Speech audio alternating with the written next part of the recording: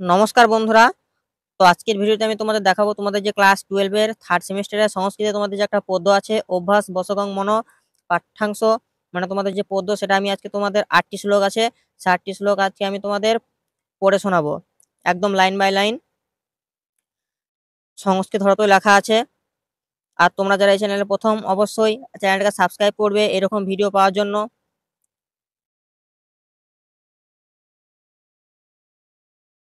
পাঠ্যাংশের নাম অভ্যাস বসগং মন, রচনা মহর্ষি ব্যাসদেব, উৎস গ্রন্থ মহাভারতের ভীষ্ম পর্বের অন্তর্গত শ্রীমদ্ ভগবদ গীতা। গীতার অধ্যায় সংখ্যা 18টি। এবার আমরা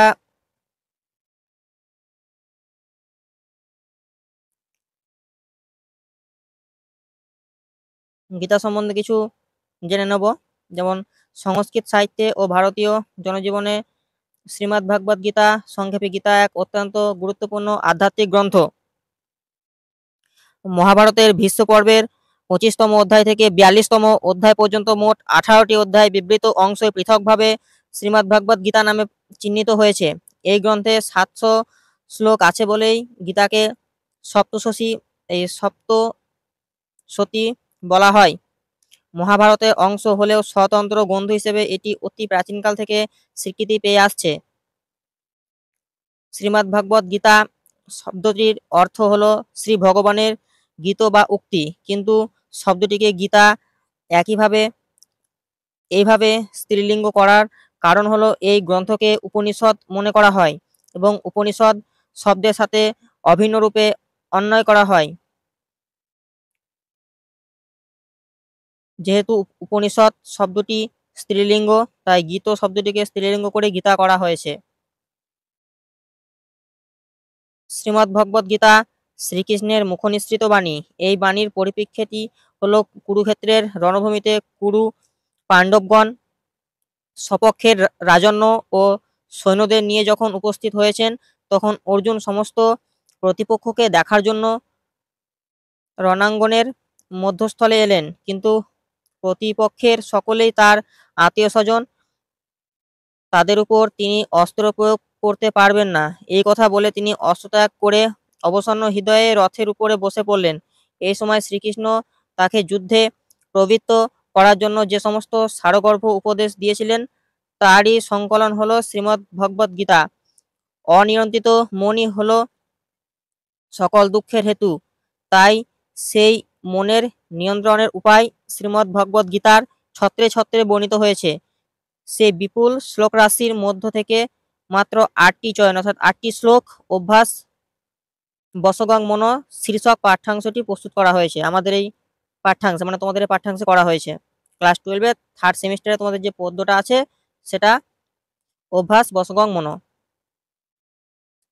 এবার একটু কবি সম্বন্ধে জেনে নেওয়া যাক। কবি পরিচিতি।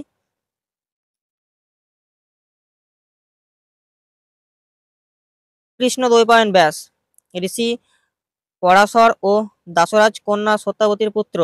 যমুনা নদীতে খেয়া নৌকার ভিতর পরাশর মুনি সত্যাবতীর সাথে মিলিত হলে সত্যাবতী গর্ভবতী হন। পরে যমুনার একটা দ্বীপে তার জন্ম হয়। যমুনার দ্বীপে জন্মগ্রহণ করেন বলে এর নাম হয় দ্বৈপায়ন। এর গায়ে বর্ণ কালো ছিল বলে পুরো নাম দাঁড়ায় কৃষ্ণদ্বৈপায়ন। তিনি বেদকে 4 ভাগে ভাগ করেছিলেন। এই কারণে তিনি বেদব্যাস বা ব্যাস নামে পরিচিত হন। মহর্ষি বেদব্যাস বেদ রচনা করেননি, বরং বেদকে লিপিবদ্ধ করেছেন এবং 4 ভাগে বিভক্ত করেছেন। এবার তোমাদের যে পাঠ্যাংশটা আছে সেটাতে আমরা চলে যাব। শ্লোক নাম্বার 1।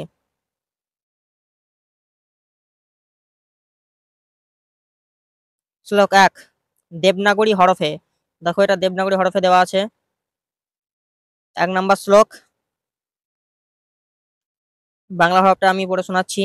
অর্জুন উবাচ অথ কেন প্রযুক্ত অয়ম পাপম চরতি পুরুষ অনিচ্ছন ওপি বাষ্ণেয় বলাৎ ইব নিয়োজিত হ। এবার আমি এটার কেটে কেটে মানে শোনাচ্ছি। অথ তবে, কেন, কার দ্বারা, প্রযুক্ত প্রেরিত হয়ে, অয়ম এই, পাপম পাপ, চরতি আচরণ করে, পুরুষ মানুষ, অনিচ্ছন অনিচ্ছায়, ওপি যদিও, বাষ্ণেয় হে বাষ্ণেয়, বলাৎ বলপূর্বক, ইবো যেন, নিয়োজিত নিয়োজিত। এবার এটাকে বাংলায় শুনে নাও অনুবাদে। অর্জুন বললেন, হে বাষ্ণেয়, মানুষ কারো দ্বারা চালিত হয়ে অনিচ্ছা সত্ত্বেও যেন বলপূর্বক নিয়োজিত হয়েই পাপাচরণে প্রবৃত্ত হয়। তাহলে এটা তোমাদের 1 নম্বর শ্লোক। 2 নম্বরটা দেখে নেওয়া যাক।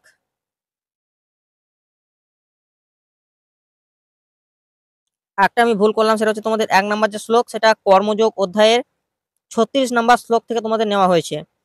শ্লোক নাম্বার 1টা আর শ্লোক নাম্বার 2 এটা তোমাদের কর্মযোগ অধ্যায়ের 37 নম্বর শ্লোক থেকে নেওয়া হয়েছে। দেবনাগরী হরফ। শ্রী ভগবান উবাচ, কাম এসো ক্রোধ এসো রজগুণ সমুদ্ভব মহাসন মহাপাপমা বিদ্ধি এনম ইহ বৈরিণম।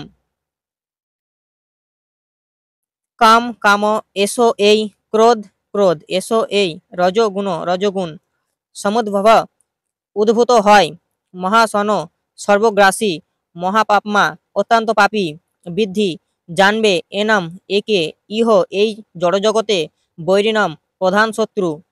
তাহলে বাংলা অনুবাদটা কি হবে?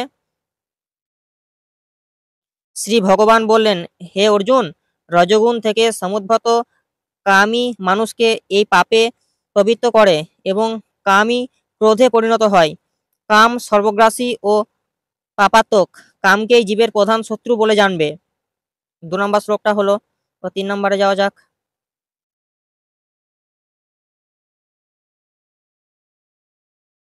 দেবনাগরী হরফ। শ্লোক নাম্বার 3 বাংলা হরফ। সগ্নতি ইহ এব সোঢুম প্রাক শরীর বিমক্ষণাৎ কামক্রোধ উদ্ভবম বেগম স যুক্ত স সুখী নরহ। এবার কেটে কেটে মানেটা শুনে নাও। সগ্নতি সক্ষম, ইহ এব এই শরীরে, য তিনি, সোঢুম সহ্য করতে, প্রাক পূর্বে, শরীর বিমক্ষণাৎ শরীর ত্যাগ করার, কাম ক্রোধ উদ্ভবম কাম ক্রোধ উদ্ভূত, বেগম বেগ, স তিনি, যুক্ত আত্মসমাহিত, স তিনি, সুখী সুখী নর মানুষ। বাংলা অনুবাদটা দেখে নেবে। এই দেহ ত্যাগ করার পূর্বে যিনি কাম ক্রোধ থেকে উদ্ভূত বেগ সহ্য করতে সক্ষম হন, তিনি যোগী এবং এই জগতে তিনি সুখী। এবার শ্লোক নাম্বার 4 চলে যাব। দেবনাগরী হরফ। এবার এই যে তোমাদের 4 নম্বর শ্লোক, এই শ্লোকটা তোমাদের সাংখ্য যোগে 62 নম্বর শ্লোক থেকে নেওয়া হয়েছে। সাংখ্যযোগ অধ্যায়ের 62 নম্বর শ্লোক।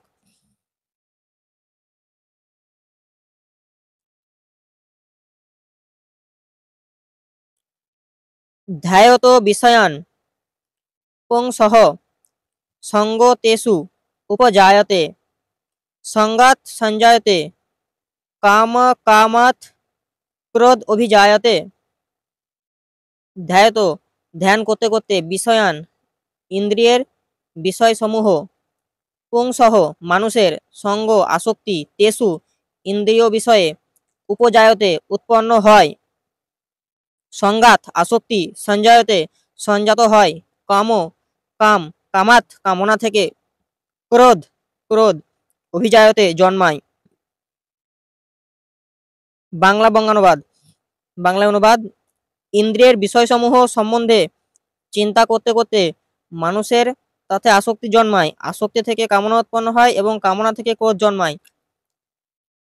এই প্রত্যেকটা লাইন কিন্তু শ্লোক কিন্তু পরপর মুখস্থ রাখবে, কেননা কোথা থেকে এমসিকিউ দিয়ে দেবে কিংবা শূন্যস্থান দিয়ে দেবে, তখন কিন্তু আর পারবে না। এই জন্য অবশ্যই লাইন বাই লাইন মুখস্থ রাখবে। এই তো 8টা মাত্র শ্লোক। এবার চলে যাব তোমাদের 5 নম্বর শ্লোকে।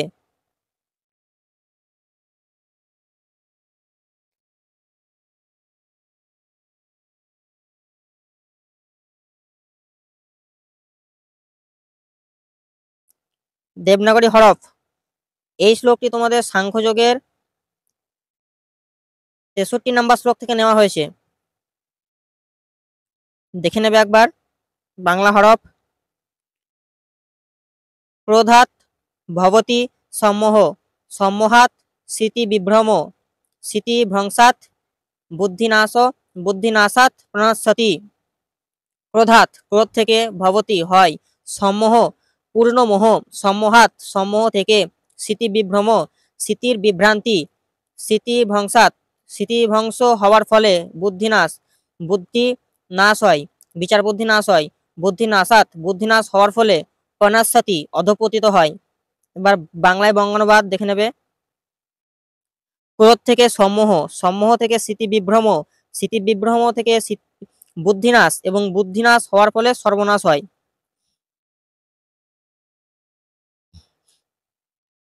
এবার দেখে নেবে 6 নম্বর শ্লোকটি দেবনাগরী হরফে। এই শ্লোকটি তোমাদের কর্মযোগ অধ্যায়ের 41 নম্বর শ্লোক থেকে নেওয়া হয়েছে।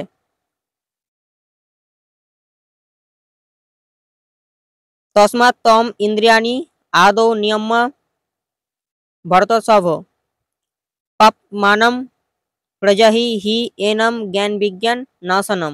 তস্মাৎ সেই হেতু, তম তুমি, ইন্দ্রিয়াণি ইন্দ্রিয়গুলি, আদৌ প্রথমে, নিয়ম্য নিয়ন্ত্রিত করে, ভরতর্ষভ হে ভরত শ্রেষ্ঠ, পাপমানম পাপের প্রধান প্রতীক, প্রজহি বিনাশ করে, হি অবশ্যই, এনাম এই, জ্ঞান জ্ঞান, বিজ্ঞান বিজ্ঞান, নাশনম নাশ করে। এবার বাংলা অনুবাদটা শুনে নেবে। সেই হেতু হে ভরতশ্রেষ্ঠ, তুমি প্রথমে ইন্দ্রিয়গুলিকে নিয়ন্ত্রিত করে জ্ঞান ও বিজ্ঞান নাশক পাপের প্রতীকরূপ এই কামকেই বিনাশ করে। এবার দেখে নেবে 7 নম্বর শ্লোকটা।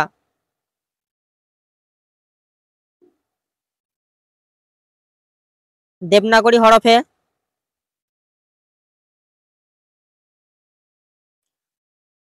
অর্জুন উবাচ চঞ্চলম হি মনো কৃষ্ণ প্রমাথি বলবৎ দৃঢ়ম তস্য অহম নিগ্রহম মন্যে বায়ু ইব সুদুষ্করম। চঞ্চলম চঞ্চল, হি নিশ্চিতভাবে, মনো মন, কৃষ্ণ হে কৃষ্ণ, প্রমাথি বিক্ষোভকর, বলবৎ বলবান, দৃঢ়ম দুর্দমনীয়, তস্য তার, অহম আমি, নিগ্রহম নিগ্রহ, মন্যে মনে করি, বায়ো বায়ুর, ইব মতো, সুদুষ্করম সুকঠিন। বাংলা অনুবাদ। অর্জুন বললেন, হে কৃষ্ণ, মন অত্যন্ত চঞ্চল, শরীর ও ইন্দ্রিয় আদির বিক্ষেপ উৎপাদক, দুর্দমনীয় এবং অত্যন্ত বলবান, তাই তাকে নিগ্রহ করা বায়ুকে বশীভূত করার থেকে অধিকতর কঠিন। এই 7 নম্বর শ্লোকটা তোমাদের অভ্যাস যোগে 34 নম্বর শ্লোক। এবার চলে যাব 8 নম্বর শ্লোকে।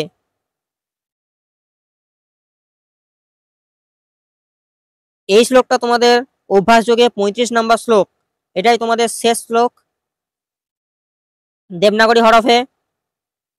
শ্রী ভগবান উবাচ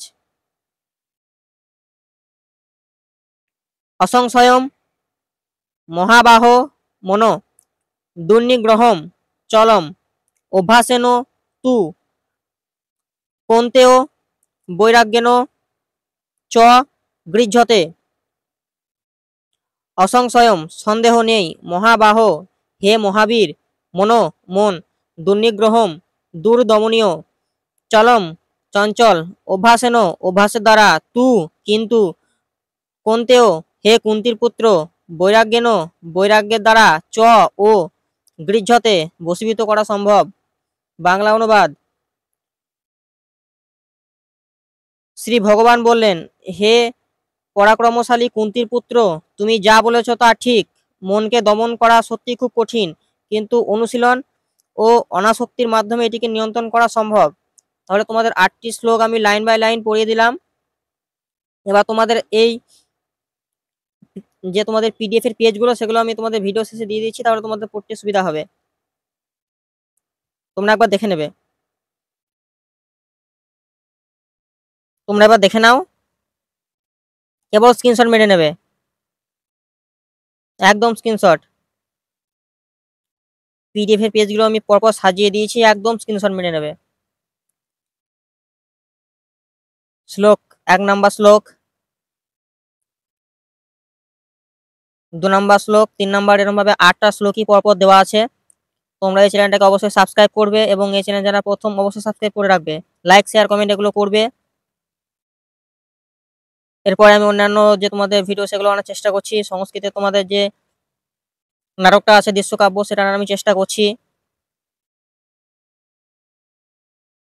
স্ক্রিনশট মেয়ে নাও, সিম্পলি স্ক্রিনশট।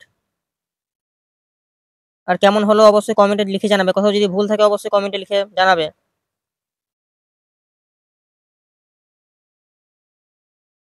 ধন্যবাদ বন্ধুরা, ভালো থাকবে। ধন্যবাদ।